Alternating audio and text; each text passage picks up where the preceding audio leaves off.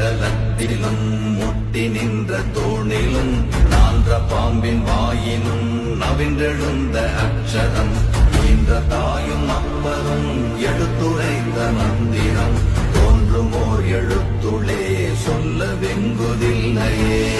நமச்சிவாய நமச்சிவாய அஞ்செழுத்தும் நிற்குமே நிலைகளும் நமச்சிவாய மஞ்சு தஞ்சும் புரணமான மாய்கையை நமச்சிவாய அஞ்செழுத்தும் நம்முள்ளே இருக்கவே நமச்சிவாய உண்மையை நன்குரை செய்தானே.